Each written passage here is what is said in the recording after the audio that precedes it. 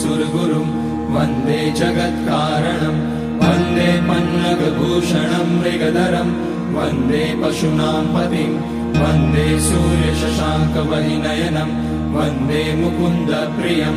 वन्दे भक्तजनाश्रयं च वरदं वन्दे शिवं शङ्करम् ॐ मृत्युञ्जयाय रुद्राय नीलकण्ठाय शम्भवे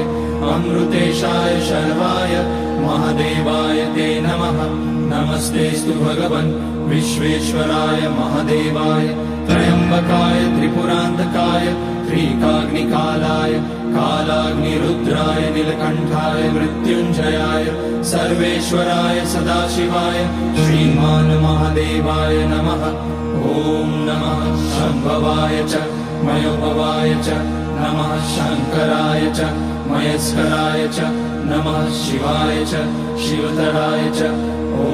त्र्यम्बकं यजामहे सुगन्धिं पुष्टिवर्धनम् उर्वारुकमिव बन्धनान् मृत्योर्मुक्ष्यमामृतात् नागेन्द्रहाराय त्रिलोचनाय भस्माकराय महेश्वराय नित्याय शुद्धाय दिगम्बराय तस्मै नकाराय नमः शिवाय मन्दाकिनी सलिलचन्दनचर्चिताय नन्दीश्वर प्रमथनाथ महेश्वराय मन्दार पुष्य बहुपुष्य सुपूजिताय तस्मै मकाराय नमः शिवाय शिवाय गौरी वदनाब्जवृन्द सूर्याय रक्षाध्वरनाशकाय श्रीनीलकण्ठाय वृषध्वजाय तस्मै शिकाराय नमः शिवाय वसिष्ठकुम्भोद्भवगौतमार्य मुनीन्द्रदेवार्चितशेखराय चन्द्रार्कवैश्वानरलोचनाय तस्मै वकाराय नमः शिवाय